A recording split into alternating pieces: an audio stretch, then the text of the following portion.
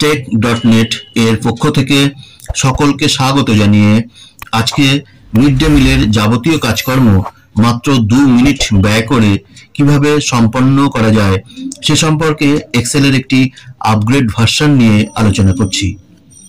আমার আগের ভিডিওটিতে প্রাইমারি লেভেলের মিড ডে মিলের কাজকর্ম মাত্র 2 মিনিটের মধ্যে এক্সেল শিটের সাহায্যে কিভাবে সম্পন্ন করা যায় সে সম্পর্কে আলোচনা করেছি।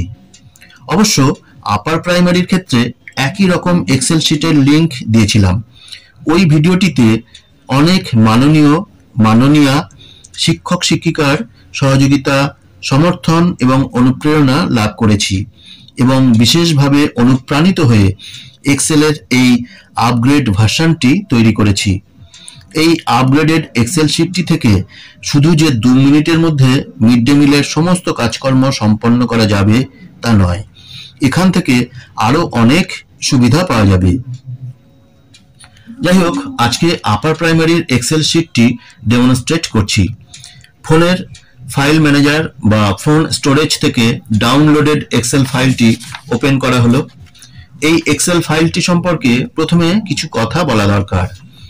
এই এক্সেল ফাইলটি থেকে বেসিক্যালি মিড ডে মিলের যেসব রেজিস্টারের কাজকর্ম করতে হয় সেগুলি অনায়াসেই করে ফেলা সম্ভব হবে। তবে অনুরোধ একটাই, সম্পূর্ণ ভিডিওটি ভালো করে দেখতে হবে। বিশেষ করে কোথায় ছাত্রছাত্রীদের সংখ্যা, কোথায় চালের পরিমাণ, কোথায় টাকার পরিমাণ লিখতে হয় তা ভালো করে না দেখে নিলে এই এক্সেল শিটটি থেকে বিশেষ সুবিধা পেতে অনেক অসুবিধাই হবে। তারপর পিএম পোষণ এর বরাদ্দ চিকেন এর হিসাবও এই এক্সেল শিটটি থেকে পাওয়া যাবে। একটু ভালো করে কোথায় কোন ডাটা এন্ট্রি করতে হবে তা ভালো করে দেখে নিতে হবে। ওপেন করা এক্সেল শিটটির বাম দিকে নিচে বুক মেনুতে ক্লিক করলে প্রত্যেক মাসের জন্য আলাদা আলাদা শিট দেখা যাবে। এখান থেকে জানুয়ারি মাস সিলেক্ট করা হলো। প্রথমেই একটা কথা বলে রাখি, শুধুমাত্র সাদা অংশগুলিতে ডাটা এন্ট্রি করা যাবে। অন্যান্য কালারিং অংশগুলি সেল প্রোটেক্টেড আছে।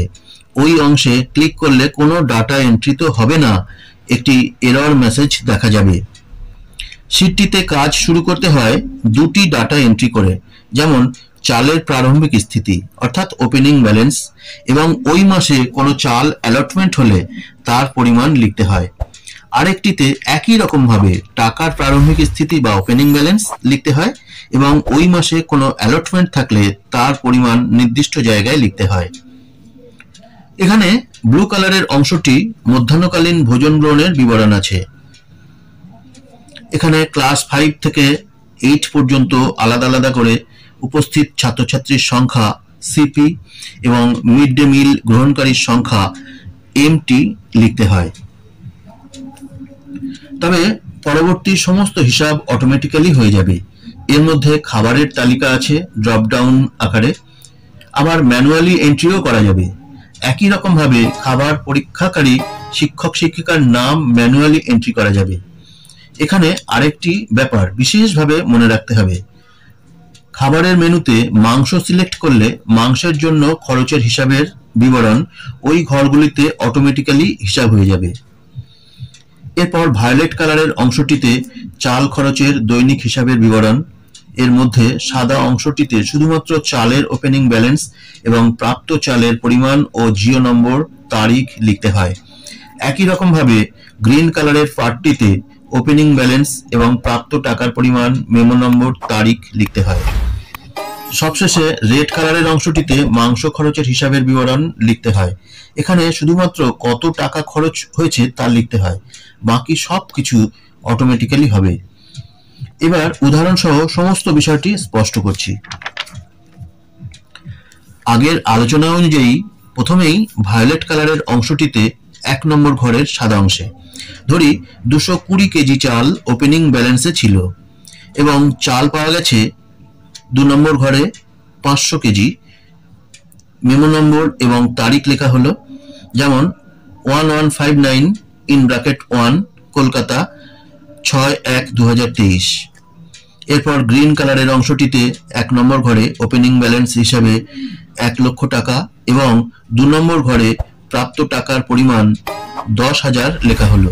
ব্যাস, এবার আমি প্রথমে একজন মিড ডে মিল গ্রহণকারীর সংখ্যা এন্ট্রি করে সমস্ত বিষয়টি দেখাচ্ছি। জানুয়ারি মাসের 9 তারিখে ক্লাস 5 এর একজন এমটি ঘরে লেখা হলো। সঙ্গে সঙ্গে অটোমেটিক্যালি কতজন খেয়েছে? একজন। কত চাল রান্না করা হয়েছে? 100 গ্রাম। কত চাল অবশিষ্ট আছে?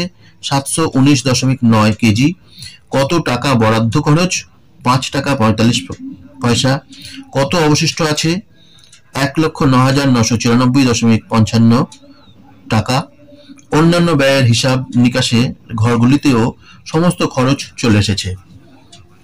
এরপর যেহেতু আপার প্রাইমারির ক্ষেত্রে ক্লাস 5 এর অ্যালটমেন্ট 5 টাকা 45 পয়সা এবং 6 to 8 পর্যন্ত অ্যালটমেন্ট 8 টাকা 17 পয়সা, তাই জানুয়ারির 9 তারিখের এমটি ক্যান্ডিডেট একজন ডিলিট করে 10 তারিখের ক্লাস 8 এর এমটি এর ঘরে একজন এন্ট্রি করা হলো।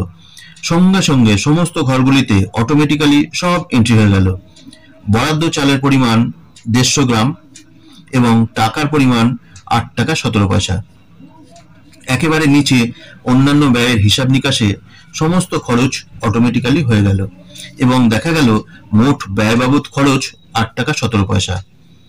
এবার আসি জানুয়ারি মাসের 17 তারিখে ক্লাস 5 এর সিপি 35 জন, এমটি 28 জন, 6 এর সিপি 29 জন, এমটি 24 জন, ক্লাস 7 এর সিপি 42 জন এবং এমটি 31 জন, ক্লাস 8 এর সিপি 33 জন, এমটি 25 জন এন্ট্রি হয়ে গেল। এবার খাবারের মেনু থেকে মাংস সিলেক্ট করা হলো। দেখা গেল মোট খেয়েছে সিপি অর্থাৎ ক্যান্ডিডেট প্রেজেন্ট 139 মানে 139 জন, এমটি মানে মিড ডে মিল টেকার 108 জন। মোট চাল রান্না করা হয়েছে 14.8 কেজি। বরাদ্দ খরচ 806.20 টাকা। ধরি সেদিন খরচ হয়েছে 782 টাকা 50 পয়সা। সঙ্গে সঙ্গে দেখা গেল বেশি খরচ হয়েছে -23.70 টাকা। ক্লোজিং ব্যালেন্স 1,09,193.80 টাকা। মাংসের জন্য বরাদ্দ খরচ 2,160 টাকা। ধরি সেদিন খরচ হয়েছে 2,040 টাকা। সঙ্গে সঙ্গে দেখা গেল বেশি বা কম খরচের ঘরে 120 টাকা। অন্যান্য ব্যয়ের হিসাবে দেখা গেল সবজি থেকে শুরু করে সব খরচ খরচার হিসাব অটোমেটিক্যালি হয়ে গেছে। এবার রান্নার মজুরি বাবদ খরচ ধরি 3,000 টাকা। সঙ্গে সঙ্গে সমাপনের স্থিতি দাঁড়ালো 1,06,193.8 টাকা। ঠিক এইভাবেই এক্সেল শিটে কাজকর্ম খুব সুন্দরভাবে এবং অত্যন্ত সহজে সম্পন্ন করা যায়।